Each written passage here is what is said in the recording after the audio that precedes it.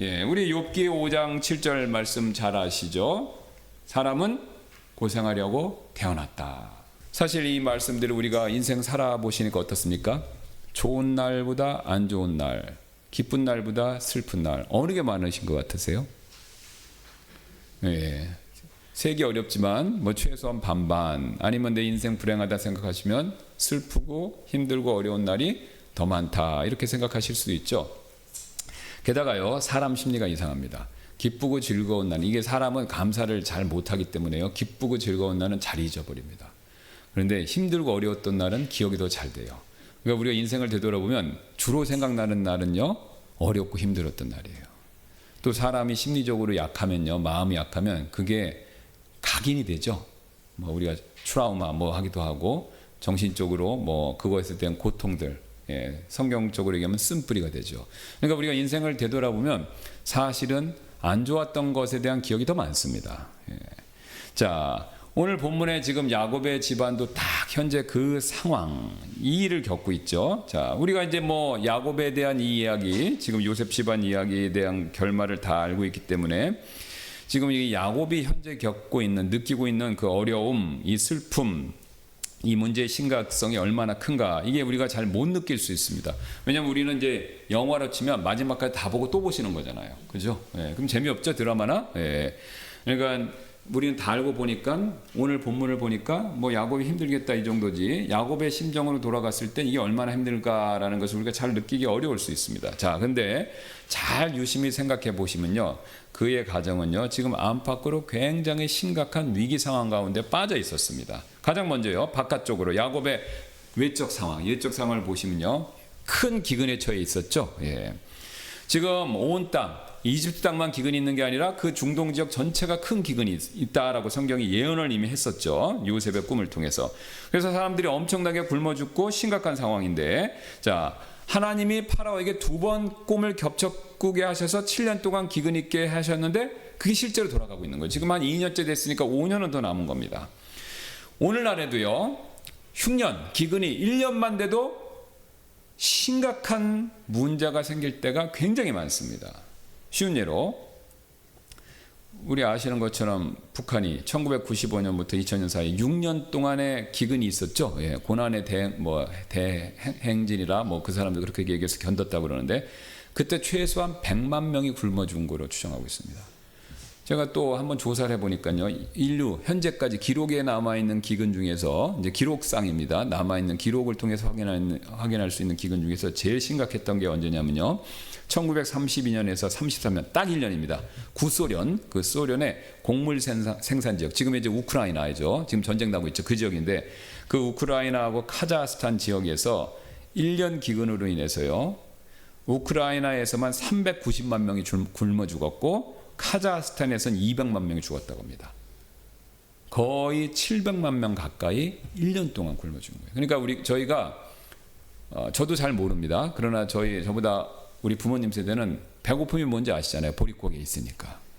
이게 배고픔이 굉장히 심각한 거거든요. 우리는 지금 너무 많이 먹어서 어떻게 하면 덜 먹고 안 먹을까 연구인데, 진짜로 먹을 것이 없어지면요, 이 기근같이 심각한 문제가 없는 겁니다.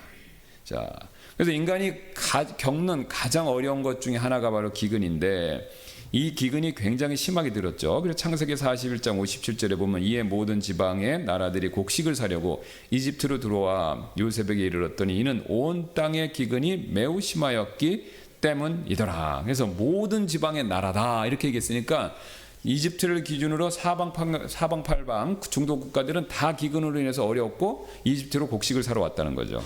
자, 야곱조차도 42장 2절에 이런 얘기를 했습니다. 그가 또 이르되 보라, 내가 들으니 이집트에 곡식이 있다 하느니라. 너희는 거기로 내려가서 우리를 위하여 거기에서 사오라. 그리하면 우리가 살고 죽지 아니하리라. 굶지 아니하리라 그렇게 얘기 안 하고요, 죽지 않는다 그러죠. 근데 여러분 보세요. 야곱이 이 시점에서는 굉장히 그 지역에서 부자가 됐던 상황입니다. 그러니까 먹을 게 많았다는 거죠. 그런데도 그가 기근 때문에 죽을 수도 있다라는 걸 염려하고 있는 거죠. 그러니까 굉장히 심각했다라는 것을 알 수가 있습니다. 자, 근데 외적으로 지금 기근이 있어서 야곱은 그것도 힘들었는데요, 마음은 더 힘들었습니다. 왜 그렇죠? 자, 야곱은 지난 20년간 굉장히 마음에 슬픔을 안고 살았죠. 왜 그렇습니까? 요셉을 잃었잖아요. 자기가 제일 사랑했던 4명의 아내 중에서 라헬의 첫째 아들 요셉을 20년 전에 잃은 겁니다. 그러니까 그걸로 인해서 마음에 굉장히 슬픔과 아픔이 있었어요. 그래서 창세기 37장 35절 보면 이제 형들이 거짓으로 죽었다고 그러고 얘기했었죠. 그의 모든 아들들과 모든 딸들이 일어나 그를 위로하였으나 그가 위로받기를 거절하고 이르기를 이는 내가 애곡하며 무덤에 내려가 내 아들에게로 갈 것이기 때문이라 요셉에게로 갈 것이기 때문이라 하더라. 이같이 그의 아버지가 그를 위하여 울었더라. 그러니까 20년 전에 그 마음이 그대로 있었는데 근데 지금 20년이 지나서 42장 38절 보니까 야곱이 굉장히 그때와 비슷한 심정을 가지고 이렇게 얘기합니다. 야곱이 이르되 내 아들은 너희와 함께 내려가지 아니하리라. 베냐민이죠. 베냐민을 안 보낸다는 거예요. 이는 왜냐하면 그의 형이 죽고 그만 홀로 남았기 때문이라. 만일 너희가 가는 길에서 해악이 그에게 닥치면 너희가 내 백발을 슬픔 중에 무덤으로 내려가게 하리라 하더라. 절대 베냐민 못 보낸다는 거예요. 왜 그렇죠? 앞에서 그 형 요셉도 잃어서 그것도 슬픈데 그나마 그래도 위로받는 게 그 동생인 베냐민인데 베냐민마저 데려가서 어떻게 되면 나 못 산다 이거죠. 그러니까 지금 야곱이 마음 안에 굉장히 큰 부담을 안고 있었습니다. 요셉도 잃었죠. 그 다음 베냐민도 잘못하면 어떻게 되면 잃어버릴 수 있는 거죠. 그래서 심적으로 굉장히 부담이 있었던 거죠. 자, 그 다음에 야곱은 문제는 이것뿐만이 아니었습니다. 자신의 베냐민을 빼놓고 나머지 아들들과 관계가 굉장히 안 좋았어요. 굉장히 안 좋았어요. 자, 아까 읽었던 38절 보시면요. 베냐민만 내 아들이라고 부릅니다. 베냐민만 내 아들이라고 불러요. 그러니까 야곱의 편에는 유명했죠. 예, 나중에 에서 만날 때도 어떻게 해요? 열을 딱 세워갖고 첫 자식을 맨 앞에 두고 그다음 레아 자식 두고 맨 마지막에 라헬하고 뒀잖아요. 예. 그리고 요셉만 엄청 이뻐하고 그러니까 자식들이 요셉과 베냐민을 제외한 나머지 자식들은 아버지의 그런 편애로 인해서 굉장히 시기심이 있었던 거죠. 그러니까 불만이 많았던 겁니다. 그러니까 아버지하고 사이가 안 좋은 거예요. 항상 자식하고 사이가 안 좋은 거죠. 그래서 따뜻한 말이 오가지 않았다라는 것을 42장 1절이 이렇게 보여주는데요. 이제 야곱이 이집트에 곡식이 있음을 보고 야곱이 자기 아들들에게 이르되 너희는 어찌하여 서로 쳐다만 보느냐. 이게 사이가 좋으면요. 아들아 가서 곡식 좀 구해와야 되지 않겠 좋게 말할 수 있는데 너희는 어찌하여 서로 쳐다만 보느냐. 핀잔 주는 거죠. 자기 자식들하고 사이가 안 좋았다라는 것을 보여주고 있습니다. 자, 게다가 이제 곡식 사러 가서 왔는데 더 황당한 소식을 전하고 있죠. 시몬이 어떻게 되세요? 잡혔다는 거예요. 그리고 베냐민을 데려오라는 거예요. 게다가 설상가상으로 이제 곡식을 먹으려고 배고파서 딱 열어보니까 그 곡식 안에 돈이 또 들어있는 겁니다. 그럼 잘못하면 뭐예요? 지금 정탐꾼이라고 의심받았잖아요. 스파이.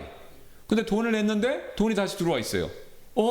이러면 자기가 정탐꾼이라는 그 의심이 확실히 되는 거고 시몬은 잡혀있고 베냐민 데려가야 되는데 이거 큰일 난 거죠. 그러니까 저 가족들이 깜짝 놀라는 장면이 나오죠. 35절 그들이 자기들의 자루를 비웠을 때 또 이 일이 일어났으니 곧 각 사람의 돈 뭉치가 각각 자기 자루 속에 있더라.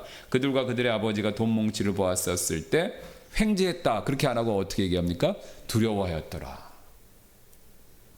굉장히 어려운 상황이죠. 자, 보세요. 지금 야곱을 중심으로 밖을 보니까 기근이 있습니다. 안을 보니까 자식 걱정이에요. 베냐민, 요셉 잃었죠? 베냐민 걱정이죠. 그 다음에 자기 다른 자녀들 보니까 계속 갈등 관계가 있는 거예요. 그리고 곡식 사러 간 일도 곡식은 갖고 왔지만 이게 돈 있고 시몬 잡히고 여러 가지 문제가 있는 겁니다. 그러니까 잘 되는 게 아무것도 없어 보였던 거죠. 자, 그러자 야곱이 36절에서 이런 얘기를 합니다. 그들의 아버지 야곱이 그들에게 이르되 너희가 나로 하여금 내 자식들을 잃게 하였도다. 요셉도 없고 시몬도 없는데 너희가 또 베냐민을 빼앗아 가고자 하니 보세요. 이 모든 일들이 나를 대적하는도다. 이 모든 일들이 나를 대적하는도다. 지금 자기의 주변에 이루어지는 모든 일들이 자기를 대적한다는 거예요. 자기가 원하는 대로 안 되고 자기가 바라는 대로 안 되고 그 일들이 자기를 전부 괴롭힌다는 거죠. 안팎으로. 모든 인간관계까지 포함해서. 자, 여기서 우리 한 가지 중요한 사실을 배우게 되는데요. 우리는요. 어떤 경우가 있다고 하더라도 사실 하나님 앞에서요. 한탄하는 말, 원망하는 말, 불평하는 말을 해서는 안 된다라는 겁니다. 다시 한번요. 우리는 원칙적으로요. 그리스도인은 하나님의 자녀는 우리 앞에 벌어진 그 어떤 어려움과 또 힘든 일과 난관과 역경이 있다 하더라도 원칙적으로 하나님 앞에서 원망과 불평이 섞인 한탄하는 말, 오늘 방금 요셉이 했던 것 같은 한탄하는 말을 해서는 안 된다라는 거죠. 자, 모든 일들이 나를 대적한다, 이 말은요 사실 신앙인의 입장에서 봤을 때, 특히 하나님 보셨을 때 굉장히 섭섭한 말입니다. 이게요 하나님을 믿는 사람들이 해서는 안 되는 말이 됩니다. 왜냐면요 오히려 이렇게 말하는 것은요, 그런 식으로 말하는 것은 불신자들이 하는 말이기 때문에 그렇죠. 불신자들이. 자, 왜 그렇습니까? 불신자는요 하나님을 대적하기 때문에 하나님의 은혜에서 결국 멀어지면서 하나님이 주셨던 좋은 것이 결국은 그 사람을 대적하게 되어 있습니다. 쉬운 예로, 자, 불신자들이라고 하더라도 불신자들에게도요 처음에 어떤 좋은 일이 있어서 그 사람들이 잘 되는 것 같지만요, 결국은 그 일들이 그 사람을 대적하고 그 사람에게 해로운 일이 되는 경우가 이 세상에 널려 있습니다. 쉬운 예로 돈 한번 제가 예를 들어보겠습니다. 어떤 사람이 불신자한테 돈을 많이 벌게 됐어요. 갖게 됐어요. 뭐 로또를 맞았든 어떻게 사업이 잘 됐든. 그래서 돈이 많아지면요 처음에 굉장히 좋고 행복하고 그게 그 사람 인생의 축복인 것 같은데요, 그렇지 않습니다. 꼭 그렇지는 않다라는 거죠. 왜 그렇죠? 이게 돈이 많아지면요 재물에 대한 욕심도 많아집니다. 근데 재물에 대한 욕심이 많아지면요 인간관계에 있어서 항상 마찰 생겨요. 그렇죠? 돈이 많으면 꼬이는 사람도 많아요. 여러분 그 로또 복권, 그 농협, 제가 옛날에 기사를 본 적인데 그 농협에서만 받을걸요 아마. 그 농협에서만 지금 딱 정해진 데서. 그러면 발표되면요 귀신같이 그걸 알고 사람들이 와서 기다리고 있대요. 그럼 누구냐? 자선복지단체, 사기꾼, 아니면 투자 이게 하는, 거의 사기꾼이래요. 투자하는 사람들. 아니면 뭐 이렇게 무슨 뭐 사회운동 무슨 운동에서 하여튼 돈 달라고 하는 사람들이 떼거지로 와 있다는 거예요. 그러니까 꽁돈이니까 더 들러본다는 겁니다. 어떻게 전화번호를 알았는지 와서 전화 수없이 하고. 예. 그래서 이 복권 맞으면 첫 번째, 그 옛날에 제가 그 복권 맞았을 때 취해야 될 조치 첫 번째, 전화번호를 바꾼다 이거예요. 그리고 이사 간다도 있습니다. 예. 제가 한 번은 그 이제 옛날에 그 식당에서 이렇게 그 직장에 있으면서 할 때 이렇게 자주 가서 먹는 식당이에요. 그런데 그 식당 주인분하고 친했는데 이렇게 먹으면서 그분이 그런 거예요. 요 옆에 어떤 회사가 있었대요. 그런데 거기에 복권을 누가 맞았대요. 어떤 분이, 여기 자주 오시는 분인데 복권이 큰 게 맞았나 봐요. 액수는 잘 모르겠는데 큰 게 맞았는데 그분이 그걸 맞고 그 다음 날부터 잠적했대요. 월급도 안 받고. 왜냐면은 사람들이 쫓아와서 귀찮게 하고 돈 뺏어갈까 봐 그냥 그날 다음 날로 사라져 버렸다는 거예요. 그냥 뭐 관둔다 그런 얘기도 없이 바람과 함께 사라져 버린 거예요. 그냥. 여러분 그렇습니다. 이게 돈이 많은 게, 예를 들어서 지금 돈인데요, 돈이 많은 게 그게 자기한테 꼭 좋을 것 같지만 그렇지 않다는 거예요. 그게 오히려 돈 많은 일이 자기를 대적할 수 있다는 겁니다. 거기서 멈추는 게 아니죠. 돈에 대한 욕심이 더 심해지면, 우리 많이 배우셔서 알죠, 우상되죠. 그럼 우상되면 더 문제 심각해집니다. 왜요? 우상이 돼서 돈을 우상으로 하나님처럼 섬기다가 회개 안 하고 죽으면 어디 갑니까? 지옥 가는 거죠. 그러니까 돈 없어서 우상으로 안 섬기는 게 돈 많아서 우상되는 것보다는 훨씬 나을 수도 있는 겁니다.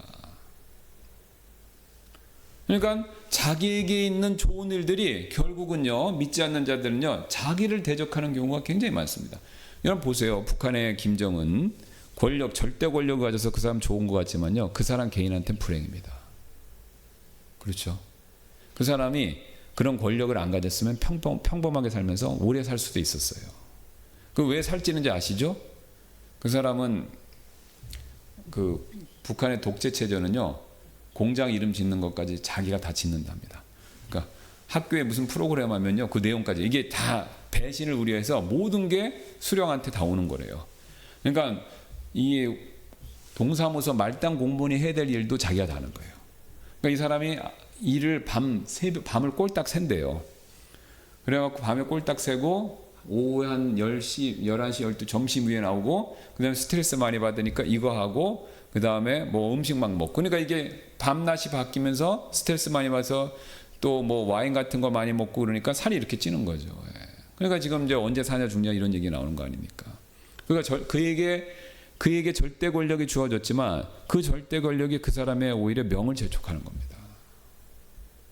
그 사람 그거 안 가져봐요. 그럼 평범하게 살 수 있는 거죠. 그러니까 사실 믿지 않는 자들에게 좋은 일은요, 오히려 그 사람 자신에게 대적하는 일이 될 수 있습니다. 자, 그러나 하나님을 성경 말씀에 근거해서 보면요, 하나님을 믿는 사람에게는 정반대입니다. 모든 일은요, 당장 눈에 봤을 때 나를 대적하는 것처럼 보이는 일들이 있지만, 근데 그 모든 일들은요, 하나님께서 그 가운데서 일하시기 때문에 궁극적으로는 나를 위하는 일이 된다라는 거죠. 이게 제가 지어서 하는 얘기가 아닙니다. 여기 뒤에 있는 로마서 8장 말씀 한번 보세요. 여기 바울이 그 사실을 31절부터 39절에 이렇게 잘 얘기했죠. 자, 그런즉 이 일들에 대하여 우리가 무슨 말을 하리요? 만일 하나님께서 우리를 위하시면 누가 우리를 대적하리요? 그렇죠? 하나님 현재 우리를 위하고 계시면 누가 우리를 대적할 수 있냐 이거죠. 실제 우리를 대적하는 사람이 있지만 그 사람들은 계속해서 우리를 대적할 수 없다라는 겁니다. 왜요? 32절 자신의 아들을 아끼지 아니하시고 우리 모두를 위해 그분을 내어주신 분께서 어찌 그 아들과 함께 또한 모든 것을 우리에게 값없이 주지 아니하시겠느냐. 근데 어떤 분들은 그랬어요. 목사님 제가 이거 믿고 계속 기다리는데 제 인생은 별로 펴질 기미가 안 보이는데요. 여러분 그건 맞으실 수도 있어요. 그 얘기가. 그러나 저를 봐주세요. 우리 인생은요 여기서 끝나는 게 아닙니다. 우리에게는요 영원한 세상이 담보되어 있어요. 이 세상 사람들처럼 여기서의 인생만 놓고 보면 우리는 실패자가 될 수 있고 우리가 겪는 모든 일이 오늘 야곱의 고백처럼 나를 대적하는 것처럼 보일 수 있지만요. 하나님은 우리에게 영원이라는 시간을 주셨습니다. 그리고 하나님은 이 영원이라는 시간을 염두에 두고 오늘날의 우리의 시간까지도 이끌고 계신 거예요. 그래서 하나님께서는요. 현재 벌어지는 그 모든 일을 통해서 우리에게 좋은 것을 궁극적으로 주시기 위해서 지금도 일하시고 계신 거죠. 33절 보겠습니다. 누가 무슨 일로 하나님께서 택하신 자를 고소하리요? 의롭다 하시는 일은 누구십니까? 하나님이시죠. 우리가 실수가 있다 하더라도 정죄할 수 없습니다. 왜요? 그리스도께서 계시기 때문에 그렇죠. 그리고 그리스도를 통해서 하나님이 우리를 정죄 안 하십니다. 고소 안 하시는 거죠. 34절에 정죄가 나오죠. 누가 정죄하리요? 죽으신 분은 그리스도시요 참으로 다시 일어나신 분도 그리스도시니 그분께서는 바로 하나님의 오른편에 계시며 또한 우리를 위해 중보하시느니라. 35절 누가 우리를 그리스도의 사랑에서 떼어놓으리요? 환난이나 공경이나 핍박이나 기근이나 벌거벗음이나 위험이냐 칼이냐. 밑으로 내려가겠습니다. 38절 이는 내가 확실하기 때문이니 곧 사망이나 생명이나 천사들이나 정사들이나 권능들이나 현재 있는 것들이나 장래에 있을 것들이나 또 높음이나 깊음이나 다른 어떤 피조물이라도 능히 우리를 그리스도 예수 우리 주 안에 있는 하나님의 사랑에서 떼어놓을 수 없으리라. 여러분 보세요. 하나님이 이렇게 함께 하시니까 지금 바울은요 이 세상에서 벌어질 수 있는 나쁜 일들을 총망라한 거죠. 근데 그 어떤 망라한 일도 하나님과 우리의 관계를 끊을 수 없다라는 겁니다. 그래서 지금 당장 우리를 대적하는 것처럼 보이는 그 일조차도 하나님께서는 궁극적으로 합력하여 선을 이루어 주실 것이다 라는 것을 여러 곳에서 성경이 약속하고 있죠. 그리고 이 과정에서 우리가 겪는 시련을 통해서 하나님이 합력하여 선을 이루시는 그 일을 위한 과정으로 우리를 연단시키시는 것이고요. 그래서 이 사실을 우리가 철석같이 믿어야 되는데 초대교회 성도들은 믿음이 좋았죠. 그래서 로마서 8장 31절 말씀을 아예 거기 보세요. 뒤에 제가 여기 나와 있죠. 표로 만들었습니다. 표로 만들어서 외우고 다녔다는 거예요, 이 사람들이. 자, 거기서 이제 데우스 프라 나비스 이게 이제 라틴어입니다. 로마 사람들이 이제 라틴어가 공식용어로 썼으니까 이렇게 딱 만들고 이게 이제 가리스버러스라고 해서 영어로 번역하면 이렇게 되고 우리나라 말로 하면 어떻게 되겠습니까? 하나님께서 우리를 위하신다. 자, 한번 저를 따라서 같이 한번 읽어보겠습니다. 하나님께서 우리를 위하신다. 하나님께서 우리를 위하신다. 이거를 매 순간 기억하고 외워야 됩니다. 특히 어떤 일이 있을 때요? 어려운 일이 있을 때. 여러분 저를 보세요. 신앙은요 훈련이에요. 그렇죠? 믿음만 갖고 안 됩니다. 믿음을 가지고 어려움이 있을 때 그거를 돌파하는 내 행함도 나와야 돼요. 지식이 아닙니다. 지식은 시작일 뿐이에요. 그럼 이때 돌파해 나갈 때 흔들리지 않습니까? 흔들릴 때 이 말씀에서 나온 이런 표, 이걸 가지고 앞으로 나가셔야 돼요. 하나님께서 우리를 위하신다. 근거 로마서 8장 31절. 그러니까 하나님께서 우리를 위하신다. 내가 자꾸 그걸 생각해야 되는 겁니다. 우리가 오늘 이 사실을요, 야곱의 이 사건을 통해서 분명히 확인할 수가 있습니다. 자, 우리는 앞에서 제가 말씀드렸던 것처럼 이미 창세기를 다 알아요. 그렇죠? 다 읽으셨어요. 그렇죠? 여러 번 보셨습니다. 그래서 지금 야곱에게 벌어지는 이 일들이 앞으로 어떻게 될지 다 알고 있어요. 그렇죠? 예. 그런데 그 뒤는 야곱에게 이뤄질 일이 좋은 일만 기다리고 있죠. 예. 지금 야곱은 이 모든 일들이 나를 대적한다라고 한탄하고 있지만 사실은 이 모든 일들이 야곱을 위해서 좋은 쪽으로 하나님이 이끌고 계신 거죠. 자, 보세요. 지금 130세 나이에 모든 일이 나를 대적한다라고 불평하던 야곱, 이제 한 달도 채 지나지 않아서 이집트 총리의 아버지가 되죠. 야, 여러분 보세요. 총리는 바빠요. 근데 총리 아버지는 하는 것 없이 대접만 받습니다. 여러분, 대통령 아버지 되면 어떻게 했어요? 대통령 어머니 되면요, 대통령같이 골치 아픈 거 없지만 어디 가도 대접받죠? 네, 대통령 부모님이라고. 지금 야곱이 그런 지위를 곧 누릴 참입니다. 그것뿐만이 아니죠.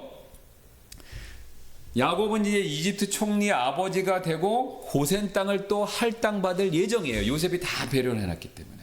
자, 야곱의 직업이 뭡니까? 목자, 목동. 그러니까 지금 남들은 밖에서요, 지금 굶어 죽는 판에 고센 땅에 푸른 초지가 있는 거기서 자기 직업인 양을 치는, 짐승을 치는 일을 마음껏 할 수 있잖아요. 지금 자기 땅, 가나안 땅에는요, 양들도 목초가 없어서 굶어 죽게 생겼는데 이제 한 달만 되면 고센 땅에 가서 자기가 하고 싶은 목동이를 마음껏 할 수 있게 된 거죠. 게다가 죽었다라고 생각했던 17년 동안 못 봤던 요셉을 보는데, 아, 요셉이 벌써 손주까지 난 거예요. 손주까지 나와서 할아버지 하고 딱 오니까 야곱이 어떻겠습니까? 완전히 그냥 이게 꿈인가 생신가 그런 생각이 들겠죠. 이산가족 그 옛날 상봉 프로그램 보신 적 있으세요? 예, 그거 보면 옆에서만 봐도 눈물 나지 않습니까? 예. 그러니까 야곱이 그런 심정이 되는 거죠. 이제 한 달도 채 남지 않은 거예요. 게다가 하나님께서는요, 기근조차도 지금 나쁜 일로 했지만 이 기근도 지금 하나님이 합력하여 선을 이루셨다라는 게 드러나고 있죠. 왜 그렇습니까? 아, 요셉이요, 이 기근 때문에 총리 된 거 아닙니까? 또 요셉이 이 기근 때문에 자기가 꿈을 해석할 수 있는 능력이 펼쳐질 수 있었던 거죠. 그 다음에 이 기근 때문에 요셉의 형들이 어떻게 해서 요셉 찾아와서 요셉한테 이제 된통 걸려갖고 어떻게 됐습니까? 회개하고 새 사람 된 거죠. 예. 그 다음에 이제 이 기근 때문에 하나님이 말씀해 주셨던 꿈이 성취되는 거죠. 형들과 아버지가 다 자기한테 절하지 않습니까? 게다가 또 이 꿈이 이루어지기 위해서 베냐민은 어쩔 수 없이 이집트로 내려가야 되는 일이 꼭 필요했던 것이고요. 자, 그래서 오늘 야곱이 이 모든 일이 나를 대적한다라고 한 그 말은 틀린 말이었습니다. 사실 야곱이 이렇게 고백해야 되는 거죠. 이 모든 일들이 나를 위하는도다, 이렇게요. 이렇게 고백했어야 됐다라는 거죠. 자, 여기서 우리 또 다른 교훈을 배우게 되는데요. 우리의 신앙 여정이란 것은요, 하나님께서 모든 일에서 나를 위하신다라는 사실을 배우는 과정이 된다는 겁니다. 오늘 야곱은 이 사실을 분명히 배우고 있었죠. 여러분, 근데 우리도 마찬가지입니다. 우리도 인생을 살다 보면요, 야곱에게 기근이 임했던 것처럼 경제적인 어려움이 있을 수 있고요, 또 야곱의 마음에 슬픔이 있었던 것처럼 내 마음에 어려움이 찾아올 때가 있죠. 또 야곱의 가정 문제 굉장히 심각하지 않습니까? 그것처럼 내 가정에도 문제가 생길 수가 있어요. 또 야곱이 식량 구하러 갔는데 그게 잘 안 됐던 것처럼 내가 굉장히 필수적으로 꼭 해야 될 일들이 내 뜻대로 안 될 때가 있습니다. 자, 그러나 우리는요, 그런 어려움이 찾아왔다 하더라도 오늘 야곱처럼요, 절대로 낙심해서는 안 된다라는 거죠. 하나님 계신가? 하나님 왜 기도 안 들어주시나? 하나님 손이 짧으신가? 우리가 이런 식으로 하나님 앞에서 한탄해서는 안 된다라는 거죠. 초대교회 성도들처럼요, 하나님께서 우리를 현재도 위하고 계시다. 우리는 이렇게 고백해야 됩니다. 자, 하나님께서는요, 우리에게 더 좋은 것을 주시기 위해서 연단시키시고 그 연단의 과정을 통과했을 때 궁극적으로 하나님께서는 어떤 일을 펼치시냐면요, 우리의 어려움을 사용하셔서 합력하여 선을 이루어 주신다. 이게 지금 창세기 주제죠. 요셉의 이야기에 있어서. 그래서 이 스펄전 목사님이 오늘 창세기 42장 설교하면서 이런 말씀을 하신 적이 있는데요. 의사가 뼈를 자르고 칼로 살을 가를 때는 죽이려는 것이 아니라 치료하고 살리려는 것입니다. 제가 최근에 이 백내장 수술 받아 보니까 제가 이제 검색을 또 해봤죠. 겁나니까. 예. 해보니까 안 아프대요. 이게 안 아프다고 그래서 마취약을 놓고 그래서 이제 왼쪽부터 했을 거예요. 예. 그래서 이제 마취약을 놓고 딱 했는데 안 아픈 게 아니라 아프더라고요. 엄청 약간 하면 눈알이 빠질처럼 아프더라고요. 제가 약간 잔인하지만 뭐 이 얘기하면 저 백내장 수술 안 받으시려고 그럴 수도 있는데 있는 사실 말씀드릴게요. 이게 딱 눈을 이렇게 기구로 딱 억지로 뜨게 돼. 깜빡이질 않습니다. 딱 끼고 이거 싹 가리고 그 다음에 안약 같이 된 마취제를 딱 넣어요. 그렇게 하면 이게 싹 그냥 한번 되면서 그 다음에 메스로 여기를 쫙 잽니다. 째고 나서 그 다음에 무슨 막대기나 이런 걸 놓고 이 안에 수정체를 막 휘저어요. 죽같이 만들고 거기까지는 괜찮아요. 참을만 했는데 그 다음에 무슨 펌프 같은 거 얇은 걸 넣고 치과에서 이렇게 딱 할 때 스케일링 할 때 이렇게 한번 물 빨아들이는 것 같은 거 있죠. 그런 걸 넣어갖고 죽같이 된 이거를 쫙 빼냅니다. 그러면 빼낼 때 압력차가 생기니까 엄청 아프더라고요. 예, 눈알이 빠질 것 같았어요. 예. 마취했는데도 모르게 사람마다 틀리는데 어쨌든 안 아프다고 제가 믿고 안심하고 갔는데 하니까 엄청 아프더라고요. 진짜로. 예. 엄청 아팠어요. 진짜. 그래서 나가는데 이제 한쪽씩 하니까 간신히 이렇게 발을 띄면 옆에 간호사들이 대기하고 있다가 위에 입원실로 데리고 가요. 이제 그러면 옆에 젊은 간호사가 이렇게 팔을 끼면서 가는데 아프세요? 이 간호사는 착하더라고 보니까. 그래도 젊은데 아프세요? 그래서 제가 했던 말이 뭐냐면요. 이거는 안 겪어본 사람 모른다고요. 그러니까 간호사도 아무 말을 안 못하더라고요. 네. 자, 그런데 제가 이렇게 아팠는데 근데 오른쪽을 또 했습니다. 왜 했는지 아세요? 이렇게 이걸 왜요? 이거 하고 딱 보니까 너무 잘 보이는 거예요. 백내장인데. 그러니까 이게 이쪽도 안 보이니까 이쪽도 잘 보이려니까 내가 그 고통을 어떻게 해요? 참고 해야 되겠다. 여러분 그렇습니다. 스펄전 목사님 맞아요. 의사가 살리려고 뼈도 자르고 살에 칼도 긋지만 이건 죽이려고 그러는 게 아니죠. 하나님도 똑같습니다. 우리의 인생의 어려움을요, 우리를 망하게 하려고 오늘 야곱이 고백한 것처럼 나를 대적해서 나를 멸망시키려고 어려움을 허락하시는 게 아니다는 거죠. 궁극적으로 좋은 것을 주시기 위해서 어쩔 수 없이 우리에게 어려움을 허락하고 계시다라는 겁니다. 이게 스펄전 목사님이 정확히 지적했죠. 그래서 시편 119편 71편에 이런 말이 있죠. 고난을 당하는 것이 내게 유익하오니.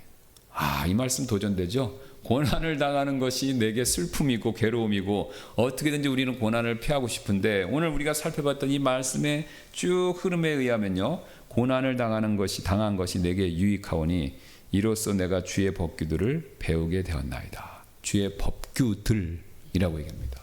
이 법규들이니까 이거는요. 원리 원칙이에요. 오늘 우리 창세기 요셉의 이야기를 통해서 두 가지 원리가 계속 나오죠. 뭡니까? 첫째, 하나님이 합력하여 선을 이루신다. 그 다음에 그것을 위해서 우리를 연단시키신다. 정금같이 만드시기 위해서. 이 원리들, 법규들을 우리가 배우게 된다. 이 말씀을 하고 있는 거죠. 자, 그런데 한 가지 흥미로운 사실은요. 이 야곱의 집안 사람들이 어려움은 다 똑같이 겪고 있어요. 요셉을 포함해서. 자, 이런 고난을 당했을 때 그들의 태도는 서로 다 달랐습니다. 자, 여기 펴 보세요. 한번. 여기 제가 정리를 해봤는데 여기 보시면 첫 번째 야곱이 지금 어려운 가정의 안팎으로 막 어려움을 만났었을 때 그 어려움을 겪었을 때 야곱의 반응이 뭡니까? 42장 36절에 이 모든 일들이 나를 대적하는도다. 누구를 탓하는 겁니까? 다른 사람과 환경 탓하죠. 근데 앞에서 이미 살펴봤어요. 42장 28절 요셉의 형들 하나님께서 우리에게 행하신 이 일이 도대체 무엇인가? 누구 탓합니까? 하나님 탓하죠. 근데 요셉의 마지막에 50장 20절 21절에서 이렇게 했죠. 그러나 당신들에 대해 말하자면 당신들은 나를 대적하여 악을 생각하였으나 오히려 하나님은 그것을 선한 것이 되도록 계획하시고 이루어지게 하셔서 이날과 같이 많은 사람을 구원하여 살게 하셨나이다. 자, 요셉의 고백은 뭡니까? 어려움을 당했을 때 합력하여 선을 이루게 하셨다 이거죠. 여러분, 여기서 굉장히 중요한 원리가 나옵니다. 우리가요 어려움을 겪었을 때 선택할 수 있는 세 가지 옵션, 세 가지 선택지가 있어요. 첫 번째 뭐냐? 환경과 다른 사람 탓하는 거. 두 번째 하나님 탓하는 거. 아니면 세 번째 요셉처럼요 하나님이 우리와 함께 하신다, 합력하여 선을 이루실 것이다, 그것을 믿는 것을 선택하는 거. 셋 중에 하나입니다. 우리가 좀 전에 설교 말씀 부르기 전에 647장 하나님은 뜻과 목적 없이 이 찬양 불렀죠?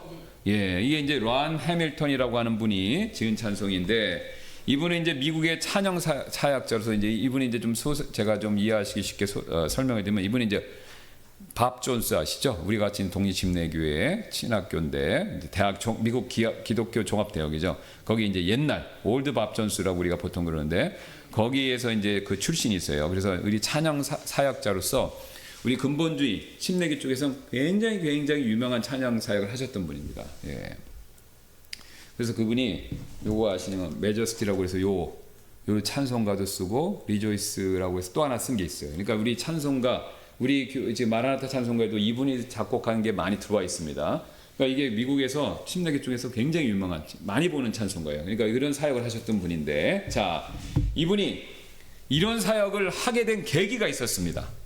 근데 그게 좋은 일에서부터가 아니라 큰 시련에서부터 시작했는데, 그분이 약관 27세 1978년에 오른쪽 눈 안쪽에 종양이 있다는 게 발견됐대요. 그래서 이제 부랴부랴 수술을 했는데 종양은 제거했지만 눈은 실명됐답니다. 오른쪽 눈이.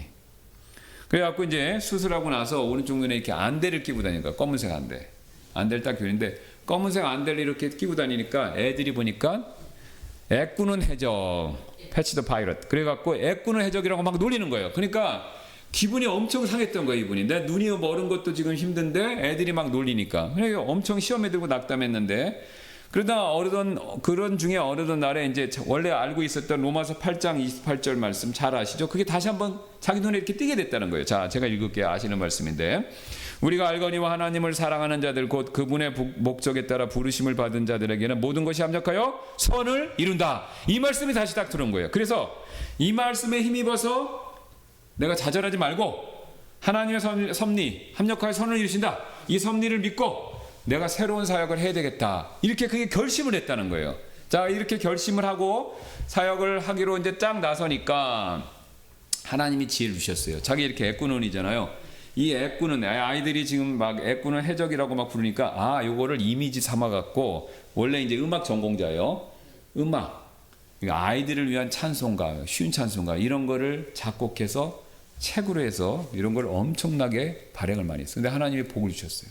이게 전 세계적으로 우리나라까지 들어온 거잖아요. 이게 보수적인 쪽에서는 이거를 굉장히 많이 썼고 지금도 쓰고 있죠. 예. 이게 다 안에 찬송가예요. 이렇게 아이들이 부를 수 있는, 이렇게 해갖고. 예.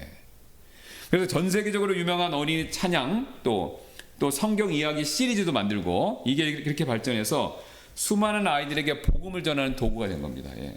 그 다음에 이 사역이 커지니까 자기만 한 게 아니라 아내하고 자식들도 다 된 거예요. 여기 이게 초창기 모습인데, 여기 젊었을 때요. 지금 보세요. 잘 안 보실 거예요. 있고 여기 깐나리도 있고 있는데 하나, 둘, 셋, 넷, 다섯. 예, 5명이 이 아버지 따라 이 사역에 동참한 거예요. 얼마나 복입니까? 아버지랑 같이 사역을 한 거예요. 5명이나 다. 아들, 딸들이. 게다가 이게 아까 말씀드렸던 이런 찬송가 사역을까지 확대되면서 하나님이 놀랍게 복을 주시고 그분을 크게 사용하신 거죠. 자, 그래서 이분이 이런 복을 받고 나서, 하나님이 자신의 잃어버린 오른쪽 눈을 통해서 이렇게 합력하여 선을 이루셨네.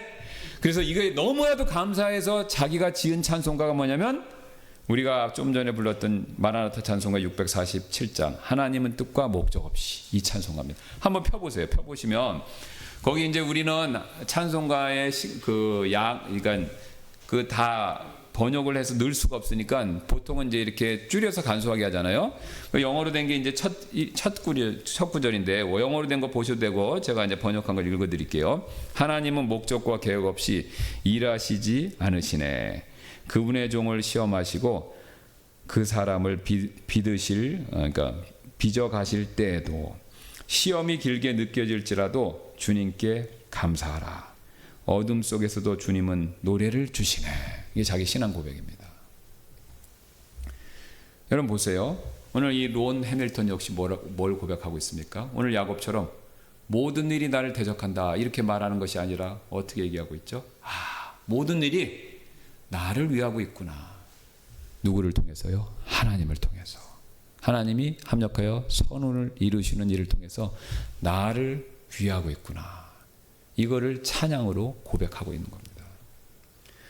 여러분, 란 해밀턴이 믿고 섬겼던 하나님이 우리가 믿고 섬기는 하나님이시죠? 그렇죠. 그럼 왜 우리는 이런 사역에 쓰임 못 받을까요? 이유가 있습니다. 어려움이 올 때 오늘 야곱이 했던 실수처럼 모든 일이 나를 대적하네. 나 교회 안 다닐래. 모든 일이 나를 대적하네. 기도응답 안 되네. 나 기도 안 할래. 모든 일이 나를 대적하네. 나 신앙 포기할래. 여러분 그래서 그렇습니다. 이유는 딴 게 없어요. 저와 여러분이 뒤로 물러나서 그래요. 앞으로 나가야 되는데 오늘 야곱처럼 뒤로 물러나니 하나님도 기다리시는 거예요. 언제까지요? 모든 일이 나를 위한다. 주님 저는 그렇게 믿고 앞으로 나가겠습니다. 그 결심할 때까지 기다리시는 거예요. 그래서 우리가 해야 될 일은 한 가지밖에 없습니다. 어려움은 매사로 겪어요. 그렇죠? 저나 여러분 제가 목사라고 어려움 적습니까? 아니 더 많죠. 여러분이 뭐 재정이 많다고 경제적으로 여유가 있다고 어려움이 피해갑니까? 아니죠. 그것 때문에 더 생기죠. 자식이 없어도 문제요. 있어도 문제고. 그렇죠? 네. 그러니까 문제는 다 있습니다. 매 고난을 위해 났다는 말처럼 문제는 있죠. 문제를 대하는 태도에 갈리는 겁니다. 이스라엘 백성들처럼 항상 원망, 불평에 빠져 있으면요. 항상 뒤로 물러나요. 그러니까 그 사람들은 원망, 불평에 빠져 있으니까 모든 일이 나를 대적한다 생각하니까 항상 어디로 가려고 그래요? 이집트. 항상 이집트로 가려고 그러잖아요. 그러니까 원망, 불평, 낙담하면요. 이상해요. 사람은 항상 뒤로 가고 싶어요. 항상 이집트로, 항상 구원받기 전으로 가고 싶고 항상 과거의 습관적인 죄로 가고 싶어합니다. 그런데 요셉이나 이런 란 해밀턴처럼 아니야. 하나님이 나를 위하셔. 그걸 나는 믿어야 돼. 합력하여 선을 이루실 거야. 성경이 확실하게 약속해. 그렇게 생각하고 앞으로 나가면요. 하나님이 그때부터 일하십니다. 여기서 신앙이 위대해지고 아니면 신앙이 아무것도 아닌 거. 이게 갈리는 겁니다. 그러니까요. 어쩌면요. 우리는요. 매번 위대한 신앙인이 될 수 있는 기회를 받는 겁니다. 저와 여러분은. 뭘 통해서요? 어려움을 통해서. 근데 우리가 그 기회를요. 못 살리는 거죠. 왜요? 매번 거의 항상 뒤로 물러나니까. 여러분 성경이나 그리스도인들 위인전 보셨죠? 그 사람들 훌륭해질 때는요. 결정적인 요소가 꼭 있어요. 뭐죠? 어려움이에요. 어려움이죠. 성경 인물 중에서 어려움 안 겪은 분이 누구 있어요? 제일 위대한 사람이 예수님인데 예수님은 제일 큰 어려움을 겪었죠. 십자가에서 죽으셨잖아요. 그 다음에 신약에서 또 위대한 사람 누구예요? 바울. 고린도서신서 보세요. 자기 고생한 거 뭐 리스트로 42가지 정도 세면 나오죠. 요셉 보세요. 얼마나 큰 어려움. 다니엘 보세요. 얼마나 큰 어려움 썼습니까? 다윗 보세요. 모세 보세요. 어려움 없이 커진 사람은 아무도 없습니다. 문제는요. 어려움을 겪었을 때 우리의 태도. 여기에서 갈린다는 겁니다. 하나님은 항상 우리에게 좋은 것을 주기를 원하시고 그리고 그런 길로 이끄시고 계십니다. 우리는 그것을 믿고 뒤로 가지 말고 어떻게 돼야 되죠? 앞으로 가셔야 돼요. 앞으로도. 넘어져도 뒤로 넘어지면 안 됩니다. 앞으로 넘어져야 돼요. 예. 엔젤 워싱턴이라고 엔젤인가? 워싱턴 유명한 그 흑인 배우 있죠? 예. 그 사람 크리스찬이에요. 어쨌든 우리하고 교파는 틀리지만 그래서 그 사람이 유명한 대학인가? 거기서 유명한 연설을 했죠. 자기 모견지 아니면 초청받은지 그 제가 기억이 안 나는데 어쨌든 뭐라고 하냐면 그 학생들한테 좋을 건데 어려움은 있다. 넘어질 수도 있다. 그런데 뒤로 넘어지지 말고 넘어지도 앞으로 넘어지라는 거예요. 이게 시편에 나와 있는 말씀, 잠언 말씀에 그 사람 영감받아서 한 말입니다. 그러니까 우리는 넘어져도 어떻게 돼요? 뒤로 넘어지면 뒤로 까닥 넘어지면 못 일어나잖아요. 그죠? 넘어지도 어디로 넘어져야 돼요? 앞으로 넘어져야 되죠. 앞으로. 네, 앞으로. 그럼 앞으로 넘어지면 그만큼은 앞으로 나간 거지 않습니까? 그러니까 이거를 매번 매 순간 어려움이 올 때마다 그렇게 하셔야 됩니다. 하셔야 돼요. 예, 하셔야 돼요. 이거 연습하는 거예요, 우리가. 예. 이거 없이 여러분과 제가 신앙이 커질 수도 없고, 이거 없이 저와 여러분의 신앙이 앞으로 발전할 수도 없고, 하나님께 인정도 못 받는 겁니다. 우리 교회도 마찬가지고요. 예. 원리는 간단합니다. 얼마나 우리가 이거를 실천하느냐, 여기 달려 있는 거죠. 그래서 모든 일이 나를 대적한다. 그렇게 생각하지 마시고 오늘 야곱이 실수했던 것처럼 하나님께서 나를 지금 위하고 계시다. 이 생각을 가지고 앞으로 전진하는 저와 여러분들 되시기를 주님의 이름으로 소원합니다. 우리 기도하고 마치겠습니다.